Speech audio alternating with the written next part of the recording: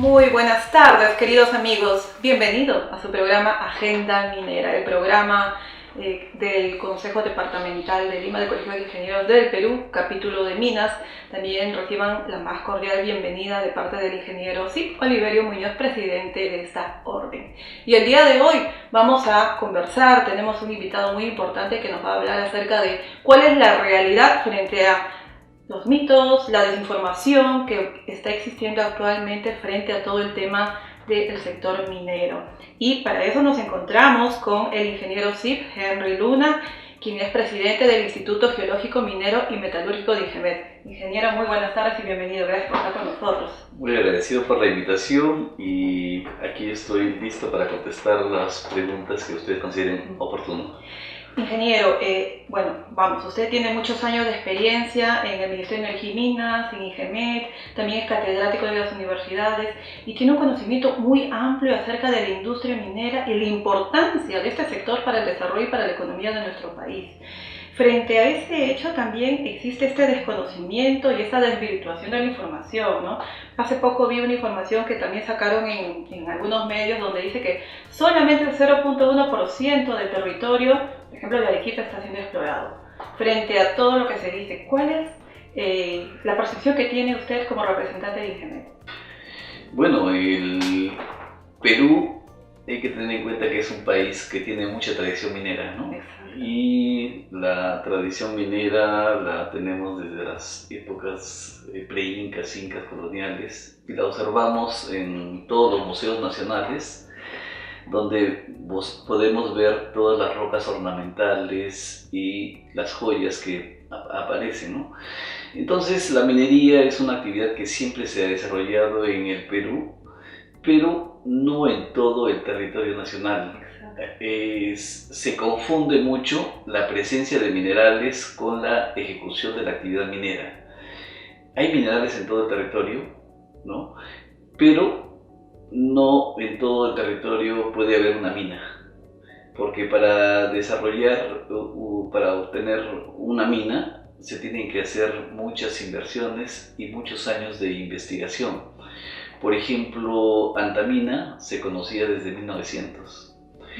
Pero recién se convirtió en mina en el año 2002, ¿no? Lo mismo los fosfatos de Bayóvar de 1950 se conocían, pero recién hace 5 años aproximadamente recién tenemos nuestra primera mina de fosfatos, ¿no? Que son para la agricultura. Y lo mismo ocurre con la minería en el sur peruano, donde en este momento hay algunos problemas por desinformación. Porque en el sur peruano, si bien es cierto, hay solicitudes de concesiones mineras, pero no hay actividad minera. Por ejemplo, en Tacna, ¿cuál es la única mina en operación? ¿No? Principalmente es Toquepala, ¿no? Y después hay otra mina pequeña en la frontera con Chile, ¿no? Que es de Minsur, ¿no? Después tenemos en Moquegua, la principal operación minera es Cuajone, y es la que ha generado la mayor cantidad de recursos para esta región. Moquegua es una de las regiones que ha destacado en los últimos años por el tema educativo, y eso se debe gracias a la infraestructura que tiene esta región. Tiene una universidad con todos los laboratorios, con toda la infraestructura moderna. Tiene también su municipalidad un área de cultura, ¿no? En la zona de Hilo, si usted visita toda la zona de Hilo, va a ver que es uno de los puertos que tienen la mejor infraestructura. ¿Y eso gracias a quién? Al aporte que ha generado la minería en los últimos años en esta región. Y lo mismo sucede en la región Tacna, donde adicionalmente a la actividad minera se desarrolla la actividad agrícola y también la actividad pesquera, y en el caso de Tacna el comercio entre Chile y Perú principalmente, ¿no? Entonces vemos que la minería se desarrolla en pequeñas áreas de nuestro territorio, y si nosotros sumamos todas esas áreas del territorio vamos a encontrar que solamente 63.000 hectáreas de nuestro territorio son las áreas donde actualmente se desarrollan se desarrolla Toquepala, Cuajone, se desarrolla Antamina. En Arequipa solamente hay una mina a gran escala que es Cerro Verde, ¿no? Después... Perdón, 63.000 hectáreas ¿de cuánto? ¿De un total de cuánto? De 1.200.000 hectáreas que tiene nuestro territorio nacional. Exacto. Entonces estamos hablando de menos del 0.1% de nuestro territorio, que es el área donde se están desarrollando actividades mineras. Exacto. ¿Qué es lo que está pasando, no? ¿Por qué tanta desinformación?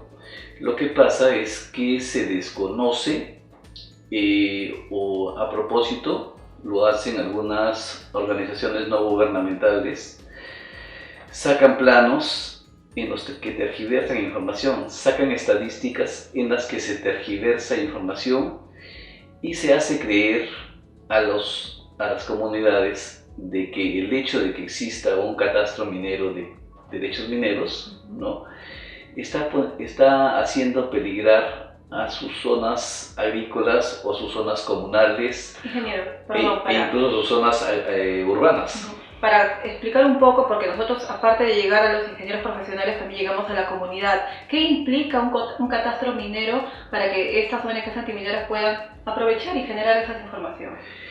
Tener un catastro minero en el Perú, digamos, significa que todos los derechos mineros que se solicitan ante el INGEMET para el estrato de régimen general, todas las solicitudes de concesiones mineras que se realizan en los gobiernos regionales, en los 25 gobiernos regionales, para pequeña minería y para minería artesanal, toda esa información nosotros la ingresamos a una base de datos. Esa base de datos permite identificar con coordenadas las áreas solicitadas. Y esta información el usuario la tiene inmediatamente, en el mismo día puede observarla a través de nuestro catastro minero. Entonces toda esa información es pública y es transparente. Pero no nos quedamos contentos solamente con tener un catastro minero, sino que queremos tener un catastro integrado a todo el país. Y para eso hemos creado un catastro donde se integra información de otros sectores. Por ejemplo, tenemos identificadas todas las áreas naturales protegidas, todas las zonas arqueológicas. También tenemos toda la cartografía nacional elaborada por el Instituto Geográfico Nacional, ¿no?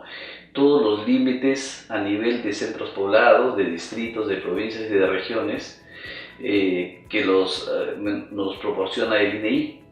Toda esta información nosotros la hemos creado un portal que se llama GeoCadmin, y en el GeoCadmin cualquier ciudadano puede verificar esta información. Pero ¿qué es lo que pasa? Así como existe un catastro minero, también debería existir un catastro de predios agrícolas.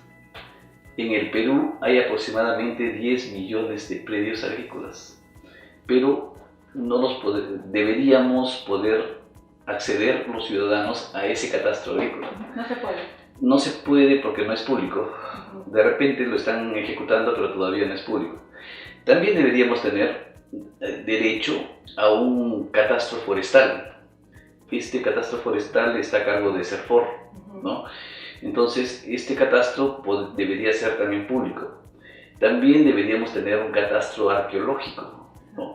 Este catastro debería estar a cargo del Ministerio de Cultura. El CERNAM debería tener un inventario de áreas naturales protegidas y sus zonas de amortiguamiento, ¿no? Esto también... ¿Y qué permitiría tener toda esta información? Lo que permitiría tener toda esta información significa tener el Perú en capas de información, de tal manera de que las autoridades locales, regionales, nacionales, los congresistas de la República, etcétera, podamos planificar ordenadamente nuestro territorio, ¿no? Podamos identificar en qué zonas son las zonas potenciales para agricultura, para minería, para gas, para petróleo, etcétera, ¿no? De acuerdo a las condiciones, incluso para turismo. Nosotros como INGEMET también hacemos estudios geoturísticos, ¿no? Por ejemplo, esto de Colca, hemos hecho un estudio y ahora forma parte ya del patrimonio a cargo de la UNESCO, ¿no? Entonces, se hacen muchos trabajos, pero tener un catastro a nivel de todo el país integrado es lo que te permite, digamos, poder planificar el desarrollo. Lo malo que existe en nuestro país es que todos nos quejamos de la falta de información, pero la única institución que tiene este catastro de manera transparente, público, es el INGEMED, y esto aprovechan algunas ONGs antimineras para mostrar a los ciudadanos como que toda un área de un territorio, de un distrito, de una provincia está concesionada, pero la concesión no permite realizar actividad minera. Exacto. Incluso... Y estos señores lo conocen, porque quienes lideran estas organizaciones no gubernamentales son abogados y saben que una concesión minera lo único que te hace es delimitar un área, pero que todavía no tiene ningún estudio. Para poder estudiar y saber qué hay debajo de este suelo, en el subsuelo, hay que realizar investigaciones. Estas investigaciones nosotros en una etapa inicial la conocemos como prospección minera, que es estudio básico de la superficie. Y cuando se quiere saber qué hay a profundidad, qué hay a 500 metros, qué hay a 1000 metros, entonces se hacen las perforaciones diamantinas. Entonces ahí se puede determinar dónde está el cuerpo mineralizado. Y las empresas mineras formales, para poder desarrollar un proyecto, tienen que realizar estas inversiones. Por eso hablamos, por ejemplo, de que para desarrollar Antamina se invirtieron más de 3.500 millones de dólares. Para las Bambas, 10.000 millones de dólares, ¿no? Para Quellaveco, 5.500 millones de dólares, ¿no? Son fuertes las cantidades que hay que invertir para poder identificar esos cuerpos mineralizados. Y cuando se identifican, recién se empieza a invertir sobre el área donde está el yacimiento. Por eso estamos hablando de que solamente menos del 0.1% del territorio es donde hay actividad minera en operación actualmente. ¿Y qué pasa con las personas, con las ONGs antimineras, con los grupos que dicen que la actividad contamina incluso antes de la exploración, ¿no? Entonces, ¿de qué forma se puede demostrar y decir, es que, señores, esto no es cierto, ¿no? Claro. Es una pregunta muy interesante y que debería tenerla en cuenta en el Ministerio de Educación. El Ministerio de Educación, el Colegio de Ingenieros, ¿no? Deberíamos promover que en la currícula educativa, desde los jardines de infancia, en la primaria, en la secundaria, incluso en las universidades, se hable de minerales, se hable de rocas, se hable de minería, ¿no? Se hable de proyectos mineros. ¿Por qué razón? Porque esto es la parte de la actividad económica que tiene nuestro país. Mucho se habla de zonificación ecológica y económica. La parte económica justamente está identificar dónde está el gas, dónde está el petróleo, dónde está, digamos, los minerales para fines económicos. Esa es la parte económica, pero solamente nos dedicamos a la parte ecológica, a lo que es la superficie. Pero nosotros sabemos que en nuestro territorio, si tú te vas en un vuelo aéreo de Piura a Cajamarca, por ejemplo, o te vas de Piura, no, o de Lima a Cajamarca, o de Lima a Junín, o de Lima a Arequipa, en un vuelo te vas a dar cuenta que prácticamente nuestro territorio es desértico, ¿no? En toda nuestra cordillera lo único que predomina son pastos naturales en algunas zonas, y en otras zonas son desérticas, ¿no? Lo mismo ocurre cuando te vas hacia Cajamarca y cuando te vas por la cordillera central hacia Junín. Entonces, ¿y dónde se desarrolla la agricultura? La agricultura se desarrolla alrededor de las quebraditas, alrededor de los ríos, y las grandes áreas agrícolas están ubicadas en los grandes valles, digamos, están desarrollándose en la zona de la costa, digamos, donde son zonas que han sido desérticas, pero se ha invertido en represas para poder desarrollar esas zonas agrícolas, ¿no? Exacto. Entonces, nuestro territorio es más, digamos, eriazo que un terreno apto para la agricultura, debido a que en toda la cordillera es casi imposible a veces desarrollar la agricultura, salvo algunas áreas en las que tenemos tradición también y se han usado los andenes para poder recuperar esas áreas, ¿no? Pero con mucha inversión, con mucho trabajo, ¿no? Precisamente Pero ahora, son áreas pequeñas en realidad, ¿no? y ahora también estamos acompañados de todo el tema de la innovación y la tecnología que ayuda a que los procesos sean más limpios, más responsables, más eficientes, pero también dividir, ¿no? Siempre se habla de una minería general, pero existe la minería formal y existe la minería informal, que es la minería que contamina y que sigue contaminando también en la selva, ¿no? Claro, o sea, no meter a todo, sí, creo o sea, que es importante, no meter a todos en un mismo saco. Por eso, dentro del Estado peruano, el INGEMET se encarga de otorgar concesiones mineras para la minería formal.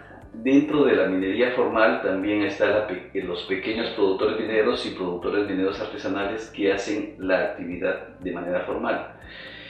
Ahora, la actividad minera informal y la actividad minera ilegal, digamos, está a cargo, de acuerdo a la legislación actual, de los gobiernos regionales, de las direcciones regionales de energía y minas. Sí, y también dentro de la dirección de energía y minas se ha creado el programa de formalización minera, ¿no? Entonces, entre el ministerio y los gobiernos regionales se están realizando actividades para promover la formalización de la actividad minera, principalmente en zonas que ya son conocidas, por ejemplo, en las zonas de Ananea, en Puno, en el sur medio entre Ica, Arequipa y Ayacucho, hay mucha minería informal. Después en Piura, en la zona de Suyo, Las Lomas, Ayabaca, ¿no? Tambo Grande incluso, ¿no? Después en La Libertad, e incluso acá cerca de Lipa, en la zona de Canta. Entonces todas esas zonas, digamos, son zonas donde predomina esta minería. Aprovecharía, digamos, este espacio para sugerir que hagamos un nuevo estudio o una nueva forma de estudiar estas zonas donde predomina la minería informal. Lo correcto para formalizar estas zonas es identificar en la cartografía nacional todos estos espacios donde actualmente está predominando esta actividad, ¿no? Ya le mencioné a Anea, por ejemplo, la zona de Madre de Dios, la zona de Ica, Arequipa y Ayacucho. Entonces, todas estas zonas normalmente hay asentamientos humanos. Son, como podríamos decir, asentamientos humanos mineros.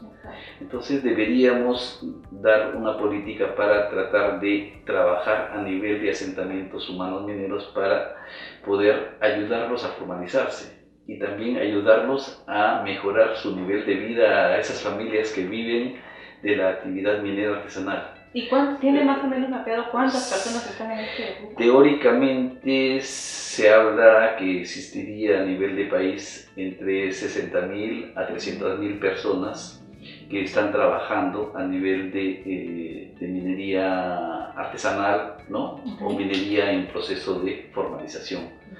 Y, por ejemplo, en el caso de Arequipa hay una gran cantidad de mineros que están en ese proceso, ¿no? Y justamente las autoridades del gobierno regional de Arequipa están dando facilidades para la formalización.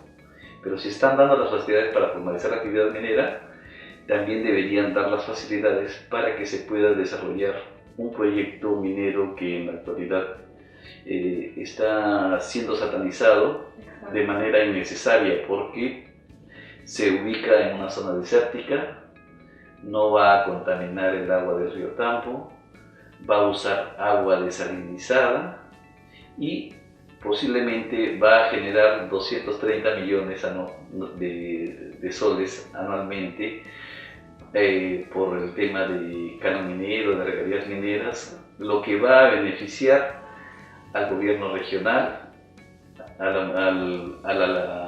las municipalidades provinciales, a las municipalidades distritales y también a la Universidad Nacional de Arequipa, donde los beneficiados no son los mineros, sino toda la comunidad universitaria que se está formando para todas las especialidades.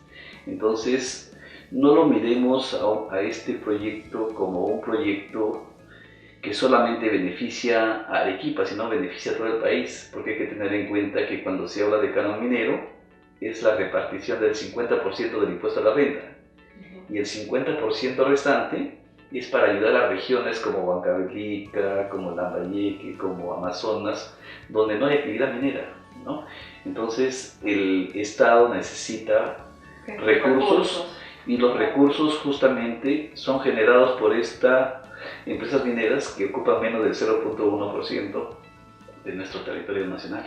Exacto, y que aparte es lo que tanto necesitamos, ¿no? Oportunidades de empleo, desarrollo, crecimiento. Entonces, yo pienso que miremos un poco más, investiguemos un poco más y no nos dejemos llevar por, lamentablemente, la información en redes, que si bien es cierto está a la orden del día y está a la mano, pues implica que cualquier persona puede utilizar mal información. Exacto, como le mencioné, lo ideal sería que corrijamos la currícula educativa nacional, porque los minerales, como le mencioné, cuando se habla de minerales en el Perú, si usted va como educadora o como alumna a buscar en las páginas web minerales, inmediatamente lo relaciona con contaminación, lo cual es falso. Exacto. Los minerales están presentes en todas las actividades. Por ejemplo, acá tenemos cuántos tipos de minerales, ¿no? En los lentes, incluso esto es el sílice, ¿no? Es un mineral, ¿no? También la sal que consumimos diariamente, las vitaminas, todas son calcio, zinc. Y toda la tabla periódica. Por ejemplo, nosotros estamos elaborando un libro que se llama La Geología del Pisco. Y es importante hacer esta geología del pisco porque en esta geología del pisco, cuando ustedes hacen el análisis de los suelos donde se desarrollan las uvas, ¿no? En el sur peruano, te vas a dar cuenta de la presencia de una gran variedad de minerales metálicos y no metálicos en ese suelo, que son los que necesita, son los micronutrientes y los macronutrientes que necesita la uva para poder dar ese sabor. Y lo mismo ocurre con el café, lo mismo ocurre con el limón. Cada tipo de cultivo está conformado por diferentes tipos de minerales. Igual nuestro cuerpo humano también requiere una gran variedad de recursos minerales. Entonces hay que mejorar la educación en nuestro país y sobre todo hacer un llamado a los congresistas de la República, al Ejecutivo, a los gobiernos regionales, para que ayuden a mejorar este tema educativo y ayuden a comprender ante la población de que la minería es un socio estratégico para el país, ¿no? Y que no es ninguna amenaza como lo han estado promocionando desde el año 2000 para adelante. Mira, son cerca de 20 años que una organización denominada Cooperación viene satanizando a la minería con una serie de boletines donde desinforma a la población. Entonces, como Colegio de Ingenieros, nosotros también deberíamos actuar, ¿no? Y creo que tenemos que aportar al país para mejorar el nivel educativo. Muchísimas gracias, ingeniero. Muchas gracias. Pues bien, conmigo será hasta una próxima oportunidad. Que tengan una muy buena tarde. Hasta pronto. Gracias.